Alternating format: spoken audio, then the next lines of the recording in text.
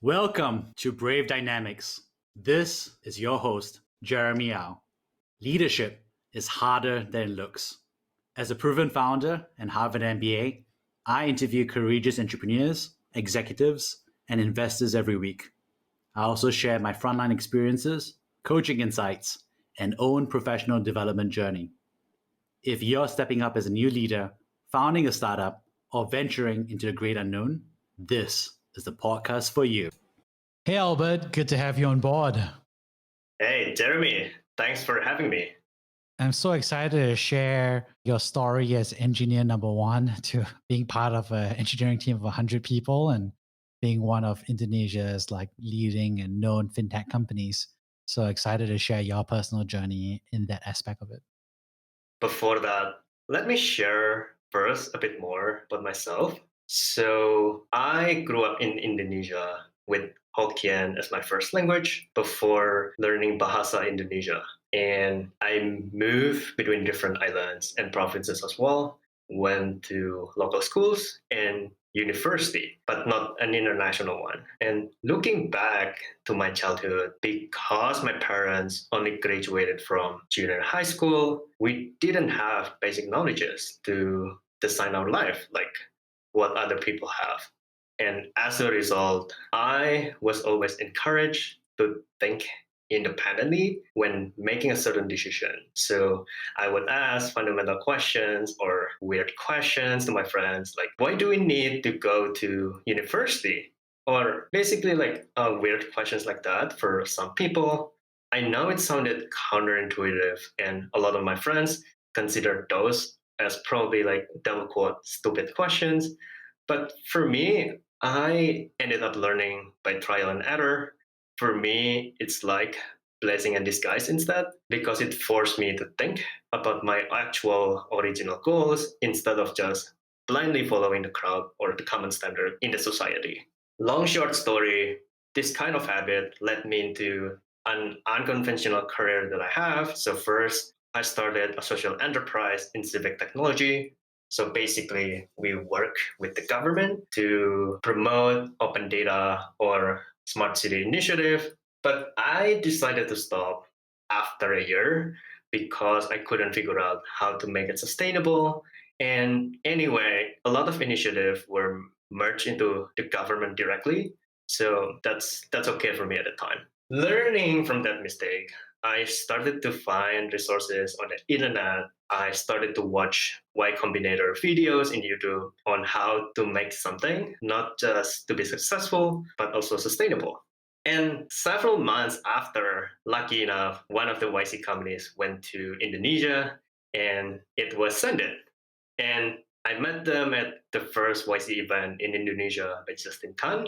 It was around January 2016. And at the time, even though they don't have a job posting somewhere, I tried to be brave enough to approach the founder, asking for time to have a casual chat, and basically just to know more about Zendid. And luckily, I was invited into their apartment, and I ended up talking to the founders for around 3 hours until 2 a.m. in the morning, and the rest is history. But shortly, I joined, even though at the time, a lot of my friends showed a lot of oppositions and told me that, oh, I should go to either big tech companies or I should go to consulting career and then MBA and then something that's more obvious for them. But at the end of the day, I still made up my mind to join because I was really clear on my goals and the three things that I was looking for at the time. So the first one is a small organization, which means I had a bunch of opportunity to start something from the ground up. The second one is, I would say, unsexy market, meaning that at the time, fintech was not sexy at all. Like a lot of operations are still manual. There were not a lot of companies in fintech. And I think that's the reason why my friends saw that as an unknown thing. But for me, it's like the other way around. For me, it's like an opportunity to create something impactful.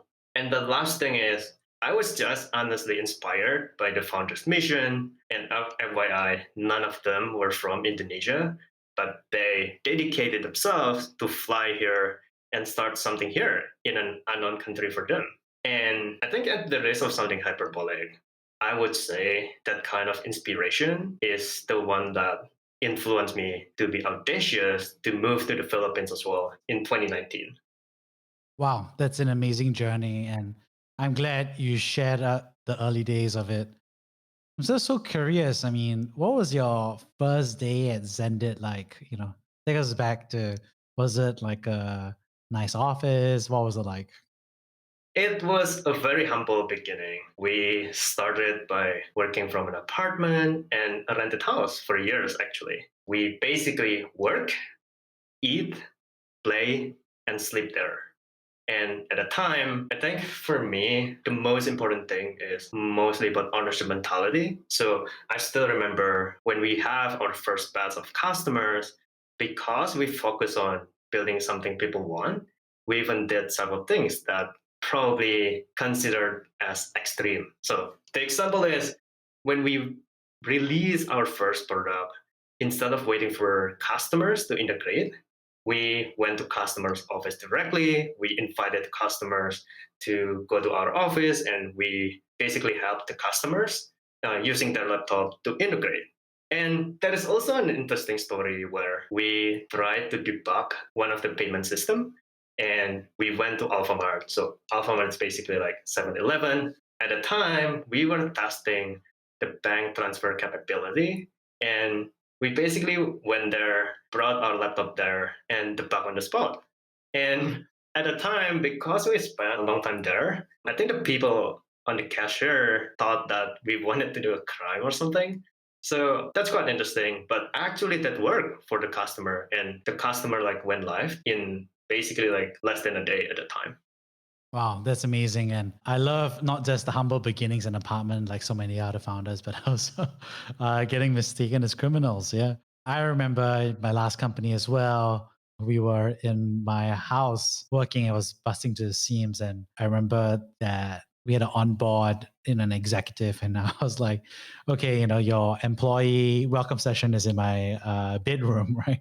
And so, everybody else just kind of laughed because that was the only room that was at a private spot to have a meetings. And those were the days. I'm just kind of curious. I mean, obviously, you've seen not just the founding days of Zendid, but also the scaling days. How do you see leadership being important, and how is it different across the different stages of the company? That's a very good question, actually. I see that leadership is like an operating system of the company, meaning that you can move as fast as you can, but going into probably a totally wrong direction. The role of leadership here is giving you a sense of purpose or intention so that you could navigate yourself into a correct direction. Especially in a high growth company where the company almost evolve into a different animal every 6 months, the leadership needs to be evolving as well. So, for example, the leadership when we were only 50 people would be different from when we were 300 people. So, when it's 50 people, you can lead by example, you can do some of the jobs by yourself. But for 300 people, it's definitely not scalable. You need to also figure out the way to lead a certain teams, even though you're not managing them directly by things like explicit expectation, written culture, and more importantly, try to understand the unique capabilities of the team and support them to grow in their own way. So essentially, when you reach like more than 50 people and you become a manager or tech lead or something like that, you are still building a product, but your product is not the system anymore.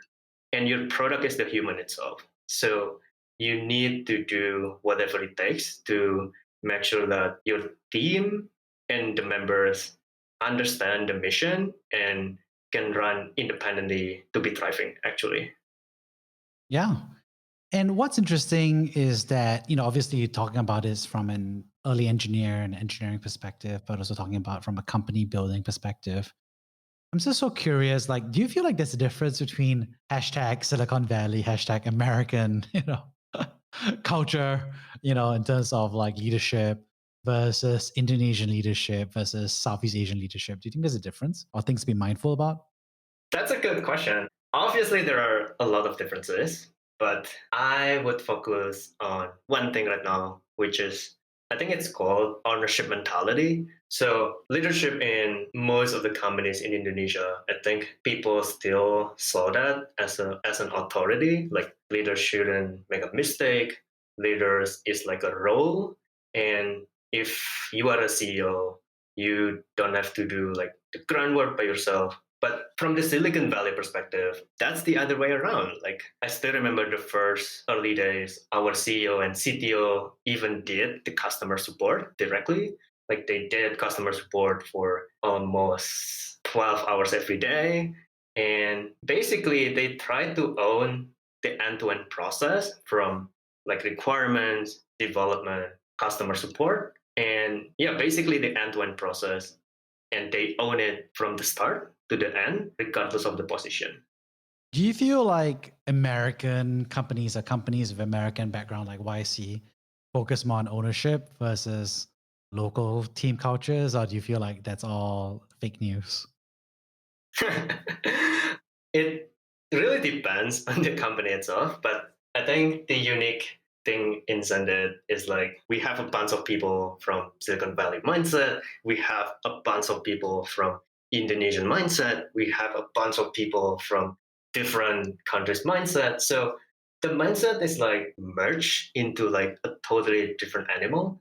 And that's why I think in our culture, we also focus on ownership mentality. We also focus on we are like a family, which is like more like Indonesian culture.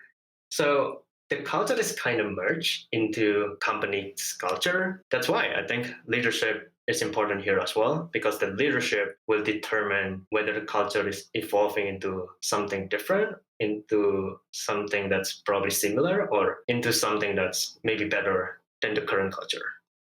One interesting thing, of course, for Southeast Asia is that almost every Southeast Asian is thinking regionally from day one, right?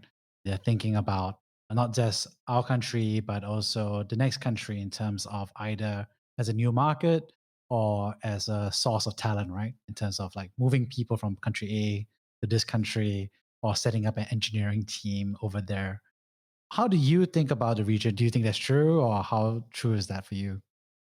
In terms of regional thinking, I think you are right that a lot of companies try to think like, oh, how can we expand to Malaysia? How can we expand to the Philippines, etc., etc. But our principle is, I would say, a bit different. We would like to focus on what customers want. So I think the reason we moved to the Philippines as well is like there are several customers in Indonesia and they want to expand to the Philippines. So it's basically like a direct request from the customer.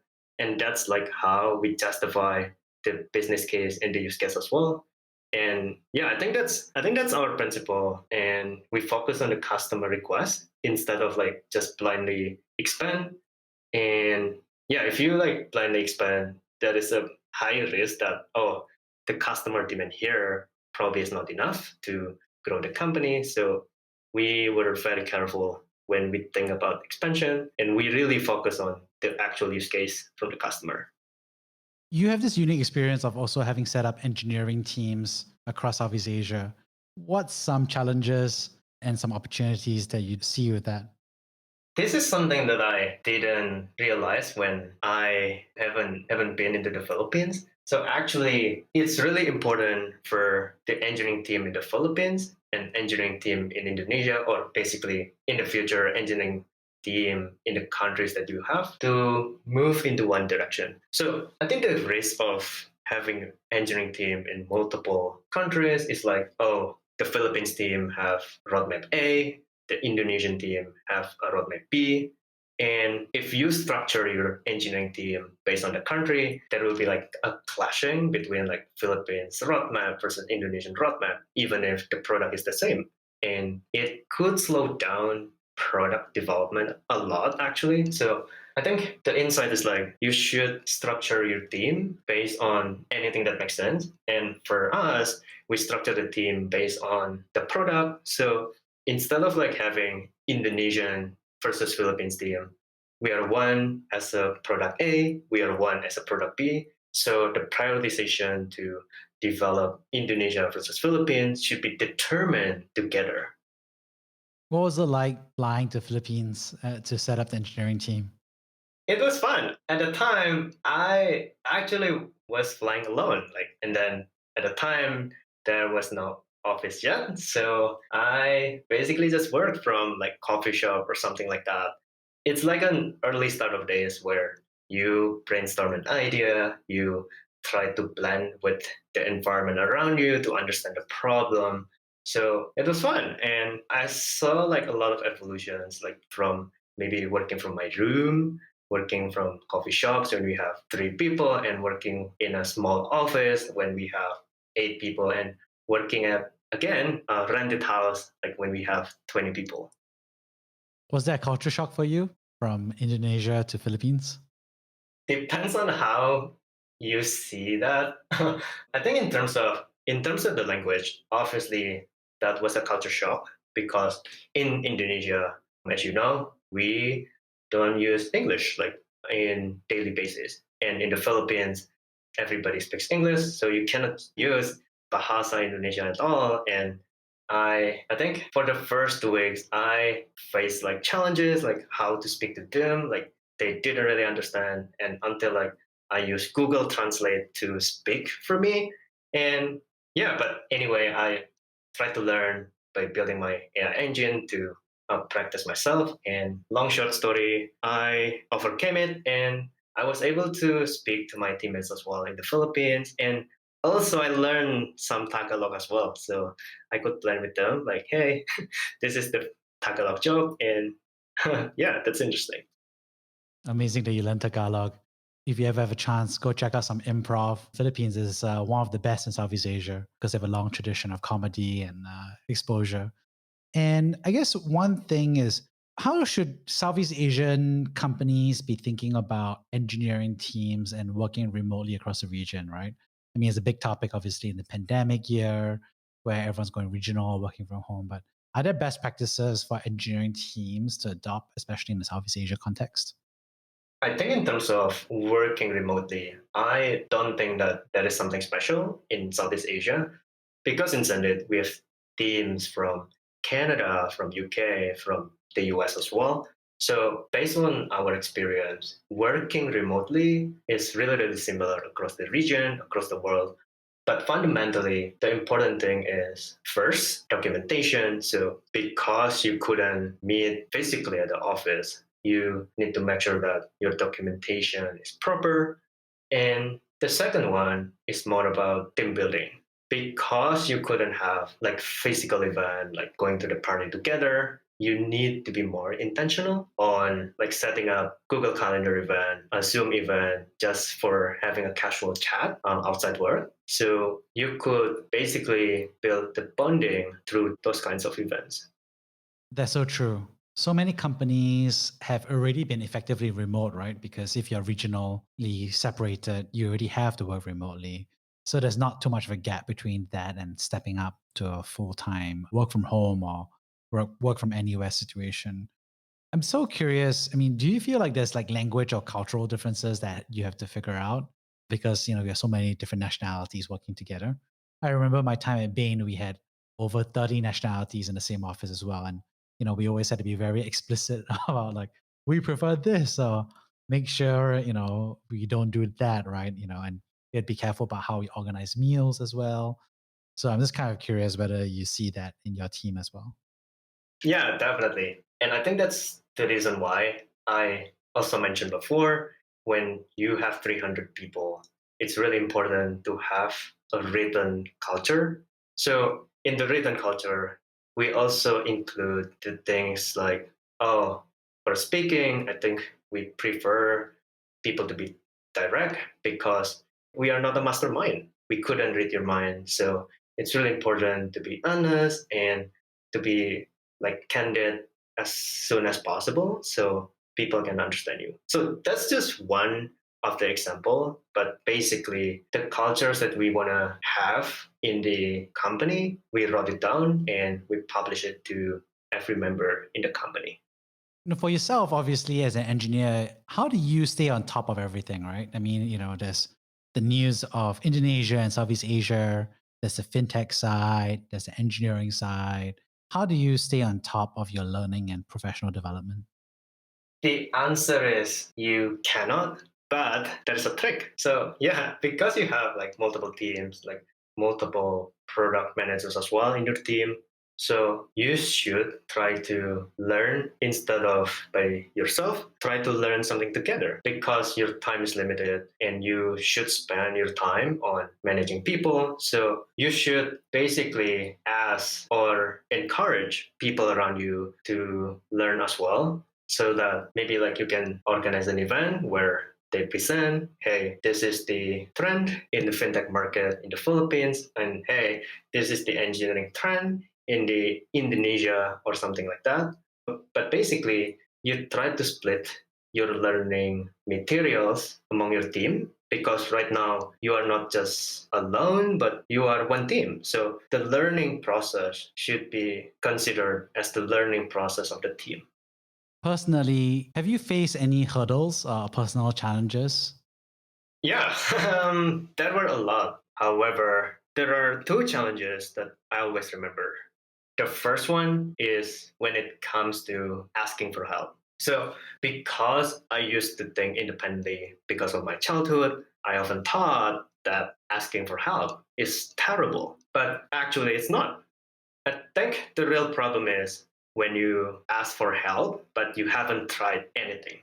So the way I overcome this challenge is I try to do my own research and try my best before asking for help. So basically being really clear about, hey, this is the problem, this is what I've tried, and this is the help that I need. So by being really clear about that kind of help, I think it will help people to give you more accurate advice as well.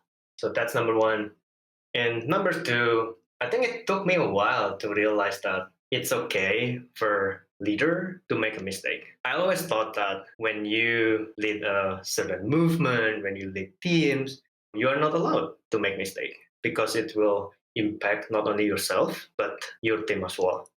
But I think the realization that I got is it's okay to make mistake, but it's not okay if you don't learn from it. So the way I overcome that challenge is every time I make a mistake, try to note it. And I think as a result, currently I have long list of mistakes that I've ever made and the lessons learned as well. So I could use it as a future purpose, not only for myself, but for my team as well. Thanks for sharing that. I mean, I think it must have been quite a journey for you to come to that. And I resonate with you. I mean, I remember my first job, I was told by my manager flat out to start asking questions because, I wasn't asking any questions because I didn't want to similarly, I didn't want to seem like I didn't know something. And I had to think about it. I was like, oh, some part of it was like my upbringing and some of it was my military training. So it was quite interesting to come to some reflection on that as well. Yeah, I'm kind of curious, what resources are available for people who are looking to become engineer number one, right? To be part of a fast growth startup. What advice would you give them? Would you point them at certain directories or books to read? How would you think about it? It's not specifically for being engineer number one, but it's a good resource for thinking about your life in general. So I highly recommend people to read Outliers. So it's a book by Malcolm Gladwell. I found it super duper useful in my life and career because I think a lot of people say success is combination of luck, hard work, and intelligence. And luck is basically something that is very, very hard to control. And this book helps us to understand what success really means and how to engineer your environment, regardless of your race, privilege, so that you can be as close as possible to be lucky and maximize your probability of success. And on top of that, it also taught me to see that success is different for every individual because our privileges are uniquely different. So we need to create our own definition of success and basically stop comparing ourselves to other people's metrics. I love the book Outliers. I love that book so much. I mean, I think it was also very instrumental for me as well, thinking through my own career and skills. I think one thing I also came out of it reading Outliers was not thinking and saying like, oh my God, he's so much better than me and I suck and therefore I shouldn't get started. But be more like, okay, he's probably put in 1,000 hours, 10,000 hours, right? 100,000 hours of practice to this thing. And I'm at the 10-hour mark, right? Or 20-hour mark. And just being comfortable with that gap. Because once you define the gap as a number of hours, right?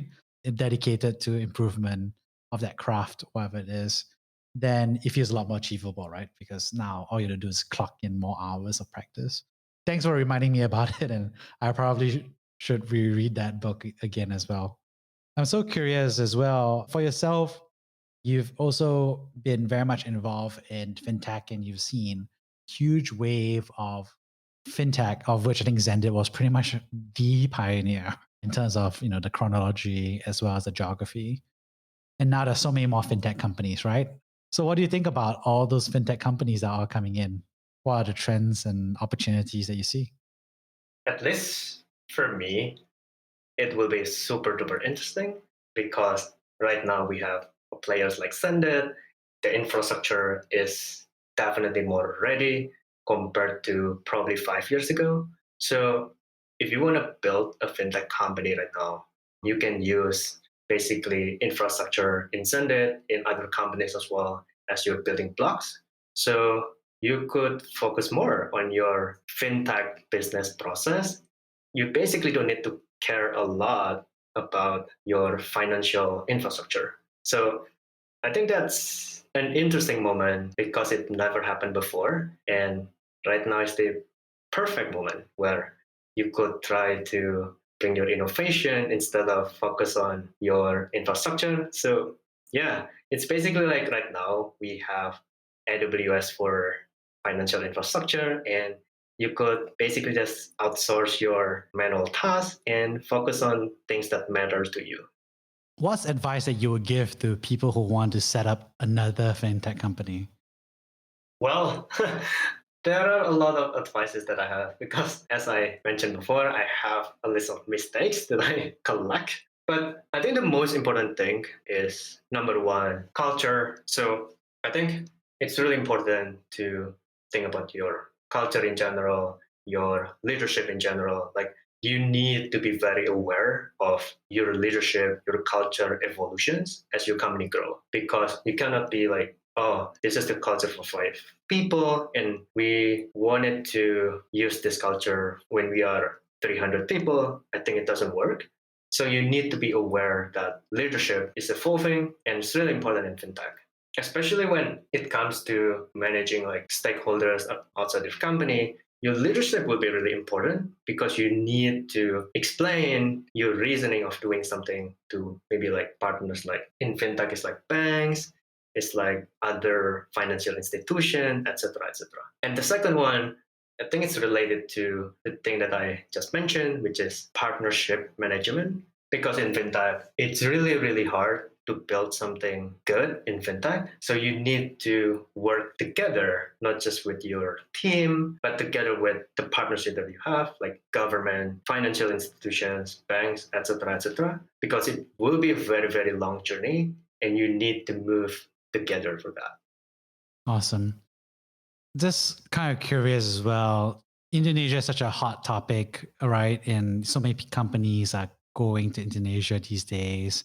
Everybody always says like, if everybody in Indonesia bought a Coca-Cola, right? And then we'll have made it. So I'm kind of curious, are there any common myths or misconceptions that you've heard about Indonesia? That's a very great question.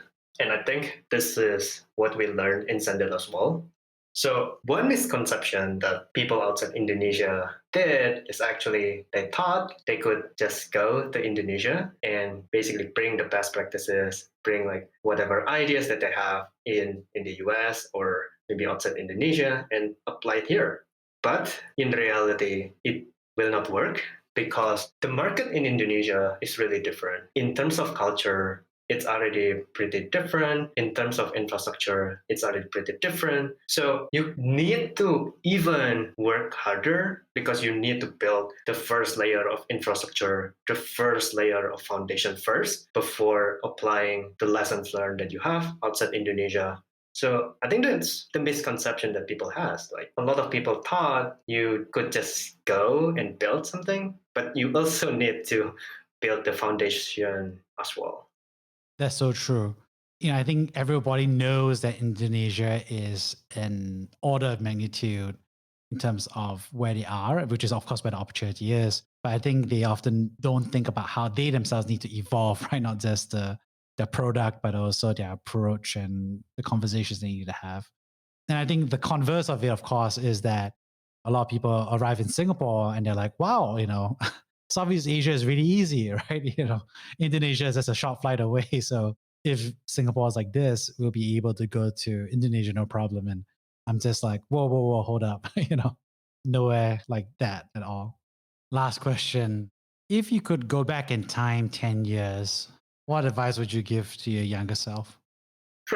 That's a deep question. But for me, so as I mentioned before, I understand that success is a combination of luck, hard work, and intelligence. And I'm happy that I work as hard as possible in the past. But I would ask myself to also consider one more element into the formula, which people often forget, and that is happiness. So at the end of the day, a lot of successful movements need a very, very long time. And the only way you can make sure that you can do something in a sustainable way is to care about your happiness. Awesome. Thank you so much, Albert. You're welcome. That was fun.